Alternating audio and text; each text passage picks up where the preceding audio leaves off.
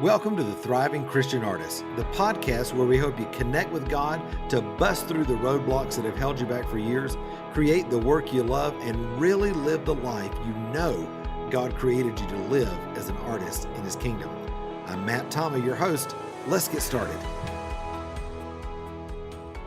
Well, hey there, my friend. I'm so glad that you're with me today on the podcast. I'm really excited to bring you an interview with my friend Allie Kay, who's an artist over in Chattanooga, Tennessee. She has been doing art as a business for a lot of years. In fact, ever since she was in high school, getting paid for her artwork. She's done everything from doing murals in high-end homes to worship painting, to teaching online classes and in person, to selling her artwork and being in galleries. Just a really broad base of experience as a thriving artist. And she loves Jesus, and she's really a great person who is willing to share her journey and talk about how the Lord has led her in her life to the place that she is now.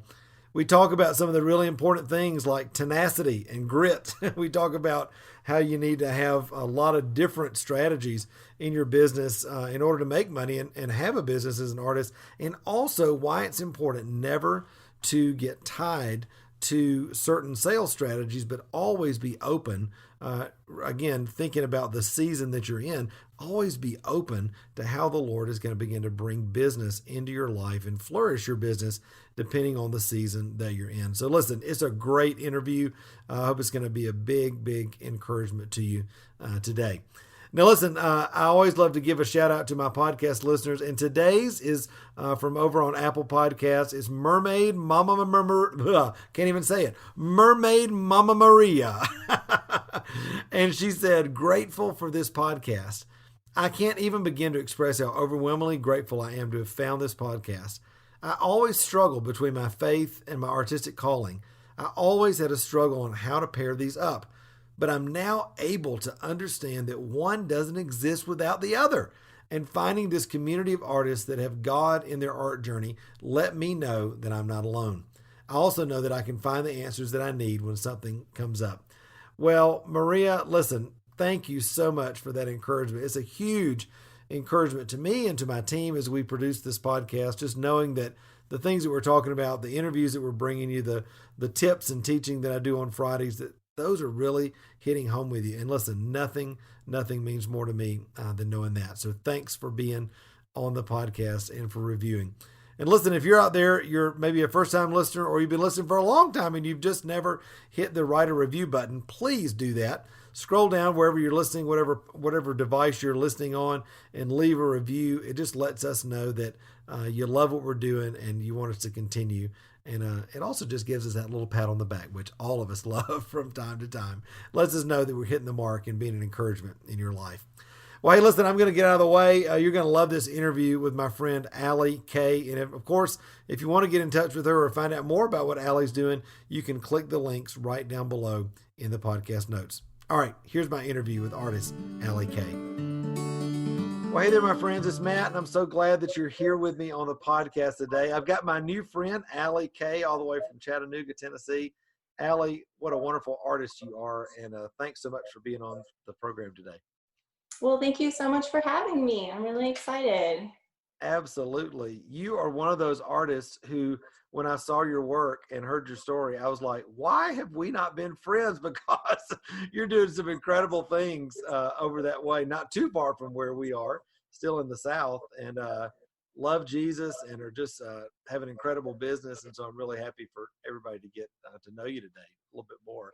Tell everybody kind of who you are, where you're from, what you do creatively in a nutshell, and maybe we'll then roll back the story and hear some of what brought you to where you are now. Okay, sure. Sounds good. Well, I am a professional artist. I'm a painter. That's my specialty. I have approached it from many different angles over the course of my career. But I guess right now, my main focus is that I'm teaching art. So I'm teaching workshops at my studio here. And now about a little over a year ago, I started offering my painting classes online. So I'm currently doing a lot of that, but I have done other things. I did many years of painting murals and doing faux finishes, doing art fairs, really a lot of things. But I've always considered myself an artist from the very beginning.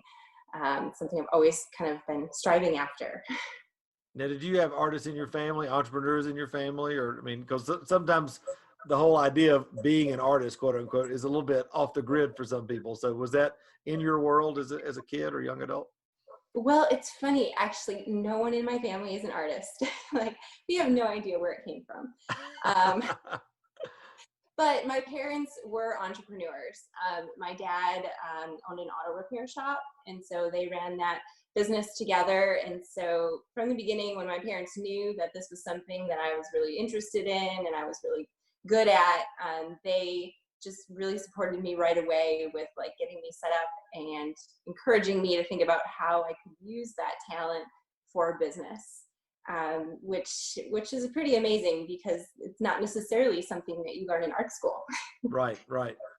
Did you go to art school and get that training? And I did, yes. I went to a 4-year university and I studied painting and drawing was my focus. So I have a fine arts degree. But there was never much talk about what to do after that.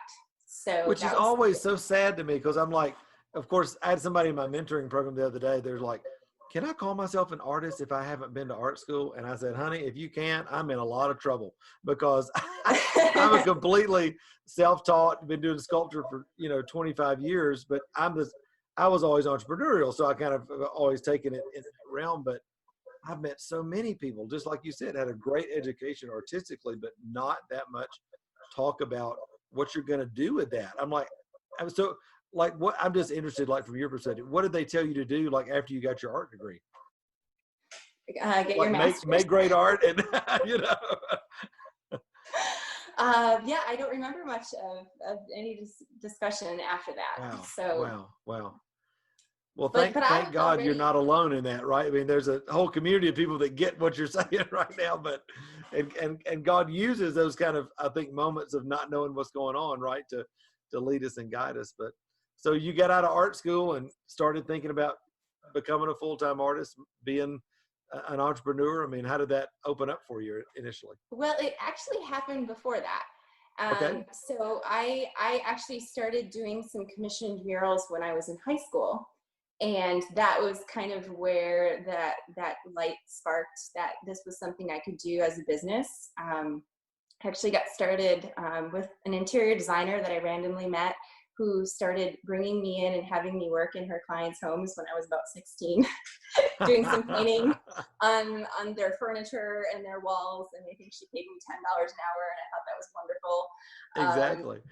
And so that was when I kind of had that moment where I thought this could be a way I could use my art for a business. So I actually officially started my business right after high school. Wow. And then Oh, I did the mural painting while I was in college, kind of between my breaks. I would schedule a bunch of projects in summer or the time when we had our winter break. So the whole time I was in art school, I kind of had that idea that was what I was going to do with it.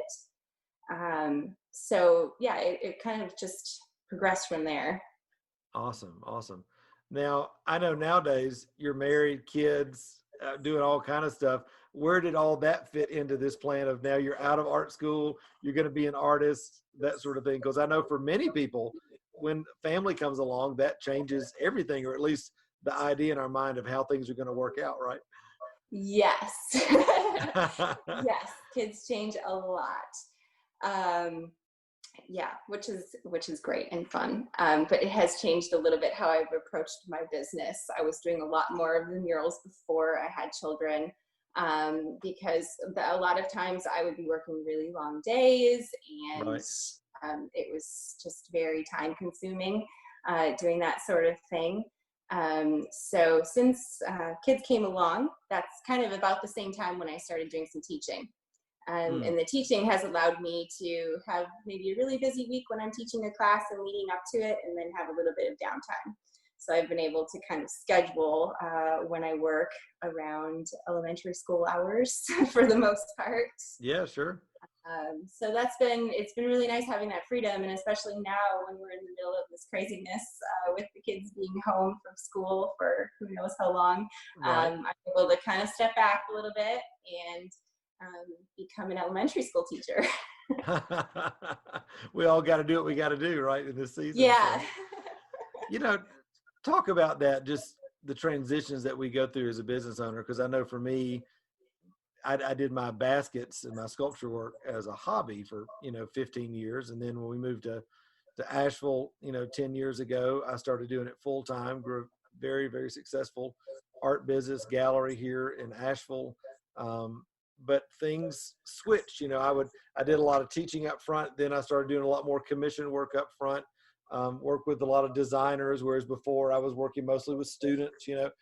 Our business, though, and I know yours has too, just knowing a little bit of your story, our businesses flex and shift over seasons, and we can't get too, I guess, connected to the way that our business looks as an artist. We always got to be flexible in that. I mean, has that been a challenge for you as you've tried to grow and flex with seasons of life? And Yeah, it's definitely something that I have seen. Yeah, I had a season where I focused really hard on doing art fairs, and that was fun and exciting. But that was also when the recession was hitting. yeah, yeah, So that changed things where it was just not all that profitable anymore, and I needed to look at new outlets, and also just physical location. We've moved a few times. We started in Wisconsin, and then my husband and I lived in Houston for 3 years, and now we're in Chattanooga, Tennessee. And so being in those different environments, I have found there's different demands for me as an artist.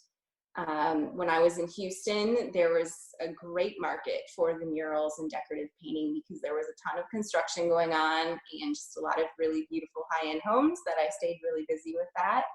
right. But then my husband got the phone call that his company wanted us to move to Chattanooga, and I cried a little bit because I didn't know anything about Chattanooga, and I knew I had built a really great business in Houston.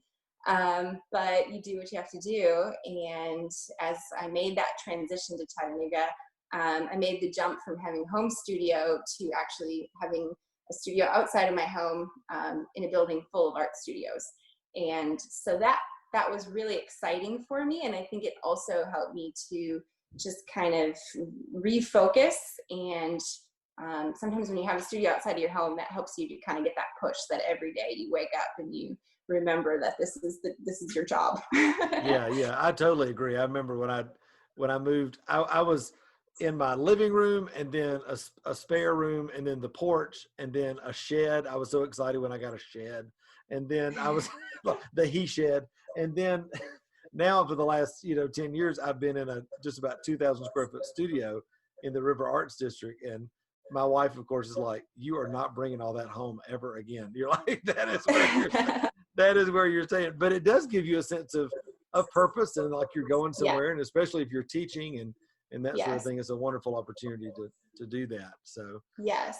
Yeah. I just know for me, and for a lot of artists, when you are doing something and you're doing it successfully, like you were in Houston, it's hard to let go of that sometimes. I mean, I'm in a transition with that right now where I do primarily commissioned work for luxury mountain and coastal homes, because of the people that we have here in Asheville. And yet, because our mentoring program is growing and the conferences we do and all that, I'm shifting the way that my art business looks. And I'd be lying if I didn't say, there's a little bit of heart sadness there of not doing it the way that it's always done. And yet, in the middle of that, it's like the Lord's like, "Hey, I got something better for you. There's a new season coming up," and we've always got to be willing to follow that, don't we? Yeah. Yeah. And it can be exciting even when it's scary. It Absolutely. Yeah, that's definitely how I have felt about making the jump into teaching online classes. I put the first one out in February last year, and I was just terrified to put that out there because I had gotten really comfortable with hosting people to come to my studio and Sure. teach the workshops, and I felt like I knew what I was doing there, and I felt like I was giving them 110% of me. And then switching into this virtual form was really scary, but it's also so exciting, Awesome. because it's gone really well. And we have students all over the place now, which is so cool. Isn't that incredible? Are you still teaching in your studio too? So you're doing live and video? I'm doing both. Yeah. Uh-huh. Awesome. But pulling a little bit back on the live just because the production of the online classes is taking a lot of my time too. Yeah. Uh, yeah. And You know, so in many this new, people, go ahead. oh, I was just going to say, in this new season of the world, it's probably not a bad shift to have right now. Yeah, sure. To be able to do the online side of it. I have a class scheduled for April and I'm supposed to have students coming from all over, and I'm just praying that maybe we can still do it. That's right. That's right. We just had Yeah. our big Thriving Christian Artist Conference, our business and personal growth conference that we do in March. And we had 500, just about 500 people there. We just missed it by like a week and a half from everything being shut down. We were like, thank you, Jesus, that we got through that, you know, so Yeah. that we didn't have to. But, you know, talk about the online space, because I do a ton online, you know, our whole mentoring program now, we've got 1,300 or so people in that from all over the world. We're doing tons of online classes and things like that but I also know from doing that, as you know as well, that's a very saturated space online, Mhm. especially for individual artists that are teaching and that sort of thing. What are some of the things that you're doing or endeavoring to do to try to really bring separation and uniqueness to yourself? Because really we're all looking to stand out and to be unique in that marketplace. So how are you connecting with other artists? Because I know there's some that'll be listening to the podcast and be like, I would love to do that, but I have no idea how to stand out from the crowd. Well, it's something I thought about for quite a long time before I actually made the jump into it. And it was just a total godsend the way that it worked out. I was scared about how to do this. I thought about hiring a videographer and doing Yeah. all these different things. And a student of mine contacted me one day and said, I'm going to start teaching online with this new platform that's coming up. It's called Zenzo Creative. Uh-huh. And this woman is starting a new business. She's looking for about 10 artists to be on her platform. And she's going to teach us how to produce these classes. How And awesome. I was like, okay, that sounds like exactly what I need. And so I got on a phone call with her that day and we confirmed it and went from there. But she had spent about a year doing research in the best way to do this. So I'm kind of part of the team, Yeah, which makes it a lot less scary. So there's this group of us that we can communicate ideas and ways to, produce the classes, ways to market them. And so that's been amazing. And that's absolutely. helped me a lot. Yeah. But as far as just kind of defining my classes, I think I focused a lot on personal interaction with the students Mm, because there are so many platforms that are enormous. right. And so the students don't necessarily get a lot of access to each other as much and access to the teacher. So I'm really trying to be available for people that are in the classes. So we have like a private Facebook group for the students and other ways to connect. But I think that's really important. And I'm an extrovert, so it was kind of weird for me to switch from doing so many of the live classes where I could hang out Right. with people. But I'm finding that, through the online space, we can still do that. It's not quite the Absolutely. same, but we can still connect.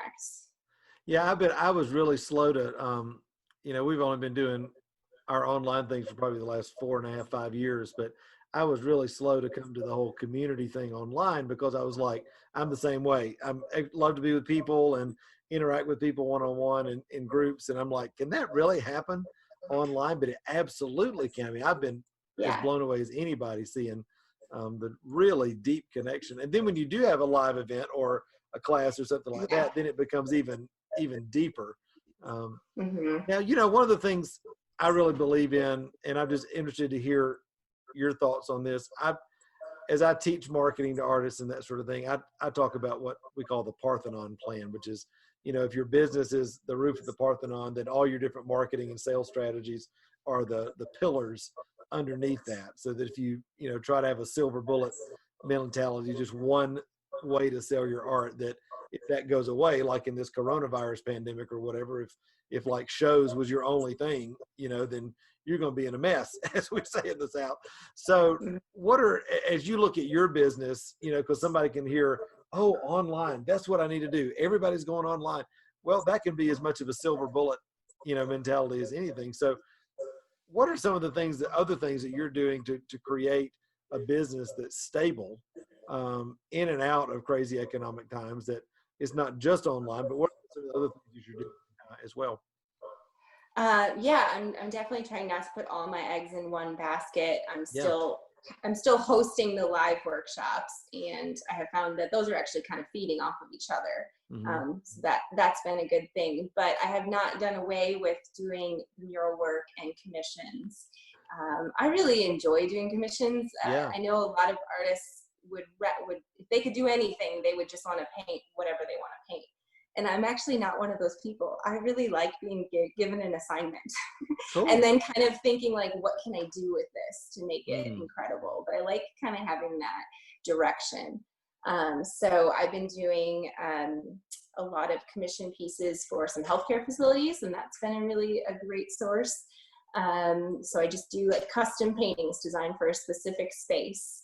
And then still doing murals, even though it's not my focus. There are still some projects here and there that I am looking at doing. So I think, trying a lot of things, and seeing what's going to be working at the moment.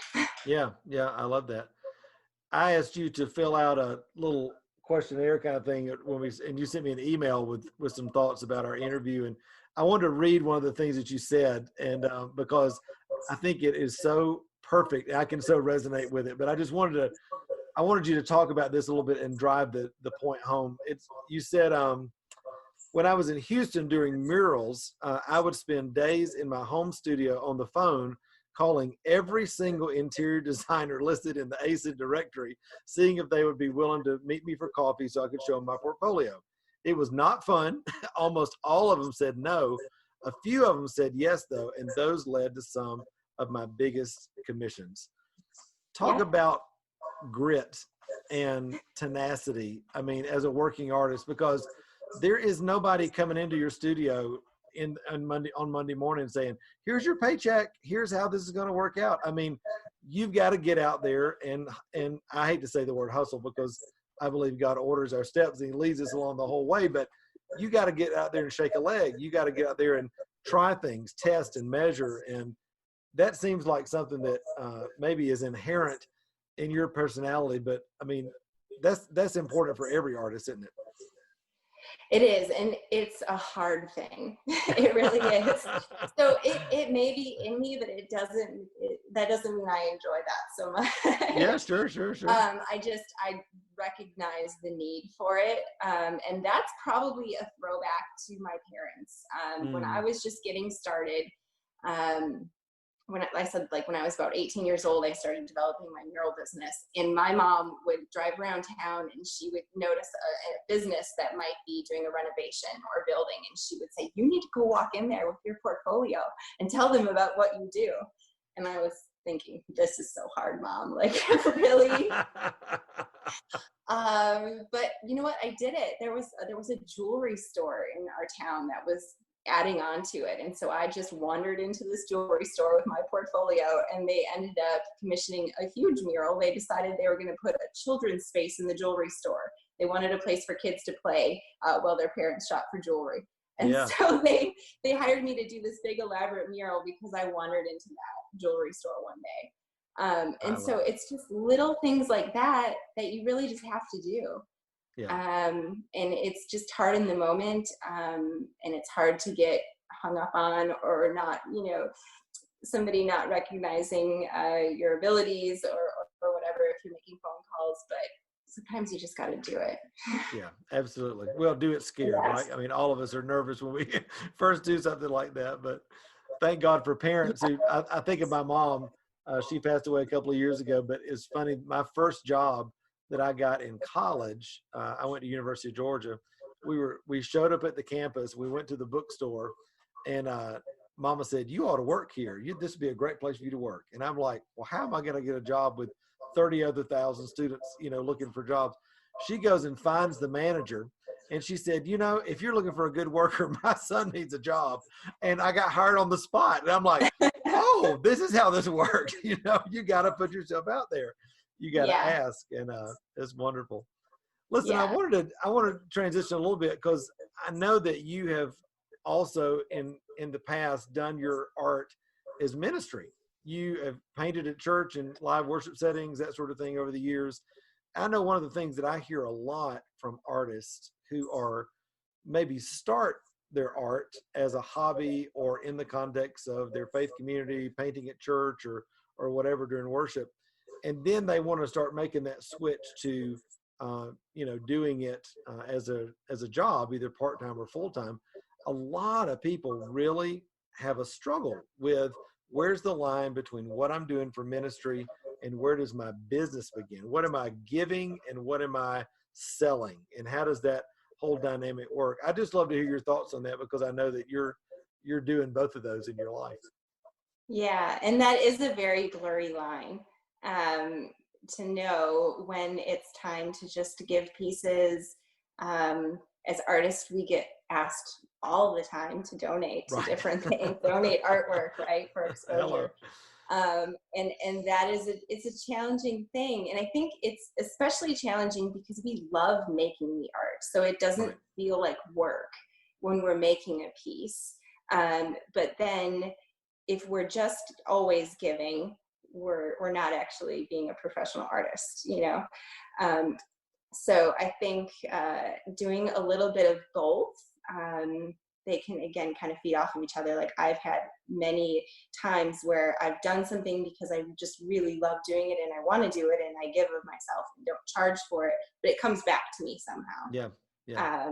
Where it's you know, exposure is important, maybe the right exposure, not always just giving for any exposure. Sure. But yeah, I think, you know, I didn't make that jump necessarily from being a hobbyist into being a full-time artist because it's something I just always strived Right. after. Right. But there's definitely been seasons where I've been focused on the business side of it more than others. And that's kind of just been in line with my life changing. Yeah, Uh, that's good.